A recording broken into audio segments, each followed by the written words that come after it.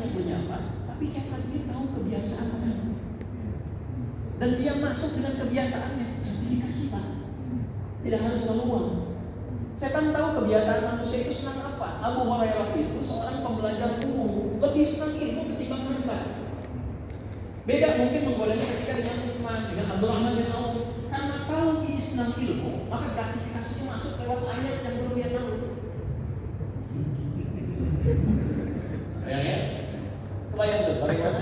Makanya di dalam bahasa Yunani, kenapa disebut dengan diabolis yang telah menjadi iblis? Diabolis itu asalnya sifat intelek jenius yang menyimpang dengan intelektualisasi. Ya, jadi iblis itu kenapa disebut iblis? Karena dia punya kepandaian tingkat tinggi untuk menggoda, cuma diarahkan pada yang menyimpang. Dan saking dia pintar, dia tahu kebiasaan si fulan itu.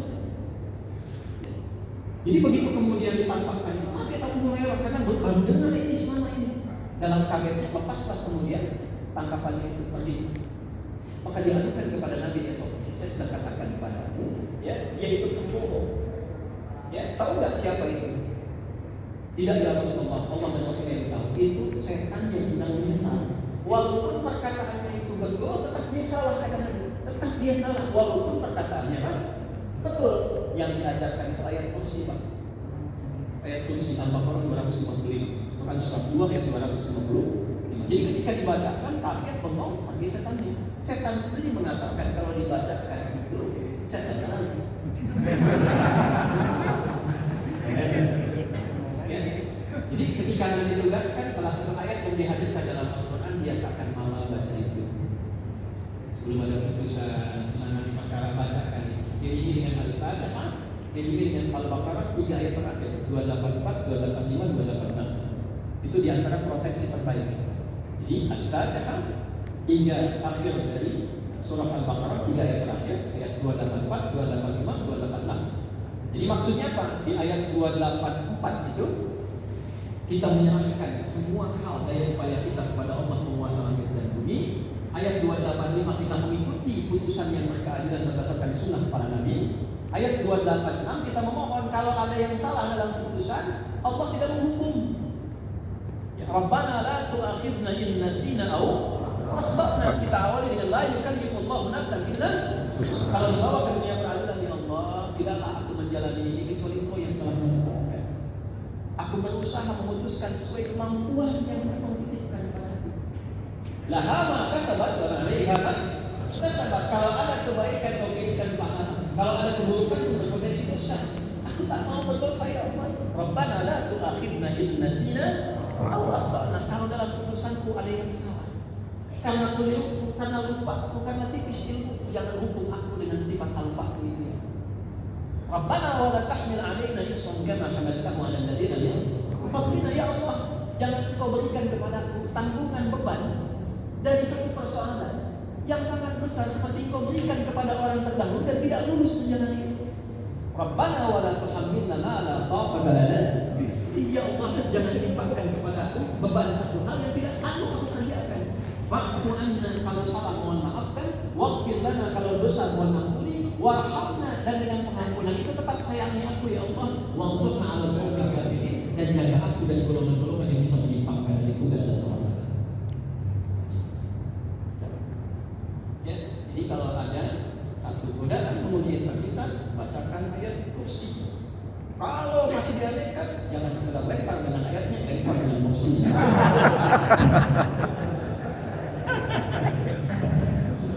Nah itu Pak, itu yang kita butuhkan. Jadi memang dunianya seperti itu. Lengkap sekali Quran itu. Ada caranya, ada hijrahnya, ada potensi kehormatannya, tapi saat yang sama ada alat uji integritas. Nah untuk menguatkan tugas-tugas itu muncul nanti yang kedua, alimul hakim. Ya, sebijak apapun mesti tambah pengetahuan. Tambah pengetahuan, jangan sampai menangani perkara yang tidak dikuasai. Maka turunlah hadis Nabi. Perhatikan kalimatnya. Ada 3 orang hakim, qudat, talatu qudat, atau kama qala sallallahu alaihi wasallam, ya, qadiyat fil nari wa qadiyat fil jannah. 2 hakim itu ada kemudian di neraka, 1 hakim ada di surga. Hati-hati nih, mau masuk yang mana? 1, 2, 3. 2 pertama di neraka, yang ketiga di surga. Nah, bicaranya bukan tentang neraka, surga, neraka, tidak. Tapi di kebaikan yang membimbing kita. Ternyata yang pertama itu apa? Hakim yang tidak memiliki kapabilitas dan pengetahuan atas satu perkara sehingga dia mendolimi hak orang berperkara yang seharusnya mendapatkan keadilan, dipaksakan menangani kasus yang tidak dikuasai. Dua, hakim yang punya pengetahuan, tapi pengetahuan ini digunakan untuk menyimpang dari ketentuan sehingga tidak memberikan putusan yang adil bagi orang berperkara di hadapannya. Dia tahu sebetulnya penyimpangannya ini, hukumannya ini, cuma karena dipesan dari sesuatu, dia integritasnya kemudian tidak terjaga, dia mengeluarkan satu hukuman yang tidak berkeadilan. Yang ketiga, dia punya pengetahuan yang cukup, diminta menangani perkara, dan dengan ilmu pengetahuan ini dia mencoba melahirkan putusan terbaik. Kalaupun ada salahnya di situ, tetap diberikan balasan. Tapi kalau benar dia mengerjakannya, dapat pahala 2 di situ. Nah, jadi yang kedua, integritas itu bisa terjaga satu dengan bertambahnya pengetahuan. Semakin Anda meningkat pengetahuan, semakin terhormat Anda. Dunia ikut. S1 dengan S2 gajinya beda kan? S2 dengan S3 ya, berubah kan salarinya. Jadi jangan dikira kalau kita menjaga kehormatan akhirat, dunia tidak ikut, dunia ikut dengan sendiri. Makanya Ibnu Qayyim al-Jauziyah mengatakan begini, kalau Anda ingin mendapatkan dunia gampang, seperti bayangan, jangan dikejar, berbalik bayangan itu. Ketika Anda berbalik mengejar tujuan akhirat, dunia otomatis akan mengikuti. Ini sifat Ali. Selanjutnya Pak, kita 10 menit lagi ya. Saya sisakan 5 menit karena tadi pesan dari MC yang bisa disisakan sedikit, saya sisakan nanti sedikit 5 menit ya. Kemudian wasi'un hakim. Satu kali disebutkan di Quran surat An-Nisa ayat 130. Ya. Wa iyatafarraqa yumillahu kullam min sa'ati. Nah, ini hakim keadaan agama. Ya. Kalau ada kasus rumah tangga datang kepada hakim peradilan agama, kasusnya biasanya kasus perpisahan yang rumit, ya, yang tidak bisa ditangani oleh dua sisi. Satu, pasutrinya, yang kedua oleh orang sekitaran keluarga dari walinya. Maka akhirnya datang ke hakim. Makanya di ayat ke-34 surat An-Nisa itu problemnya yang diselesaikan secara internal, tidak bisa muncul ayat 35-nya. Ya.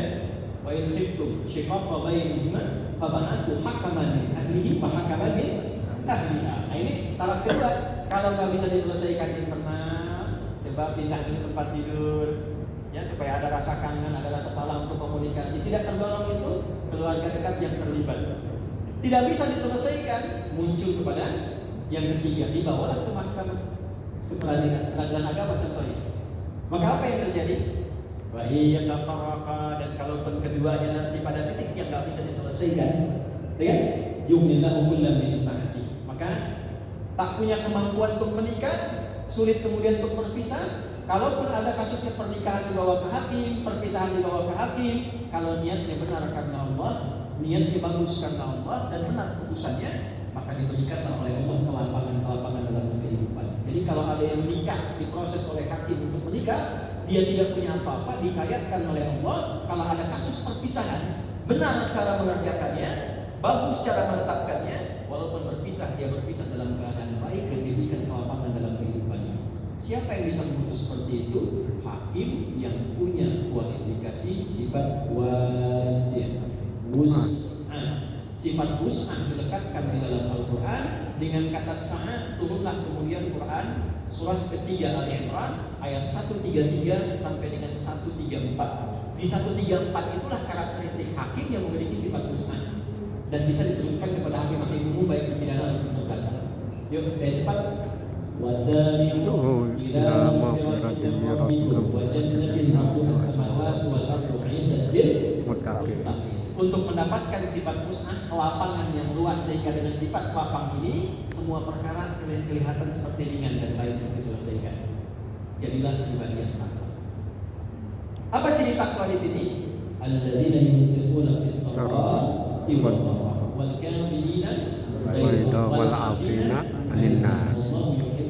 Muhsinin. Satu, sifat gemar berbagi dalam keadaan memiliki ataupun dalam keadaan yang sempit. Jadi dalam memutuskan perkara itu, maaf, orientasinya kita ingin memberikan yang terbaik, bukan contoh pada salah satunya.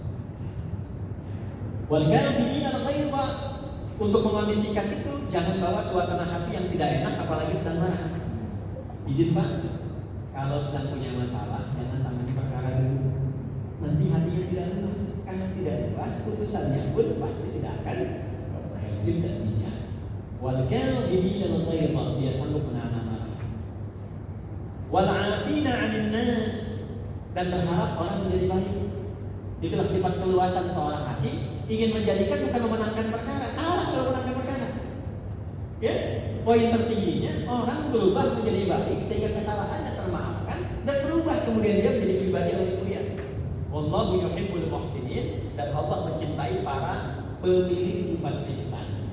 Yang terakhir, ihsan itu berupaya menjadikan kegiatannya terasa disaksikan oleh Tuhan. Hadis Muslim nomor hadis ke-8.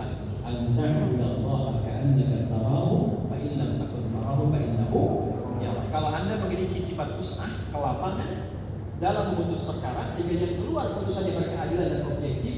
Yang terakhir, tips dari Al-Quran, berusahalah dalam memutus dan menangani perkara itu merasa selalu diawasi oleh Allah.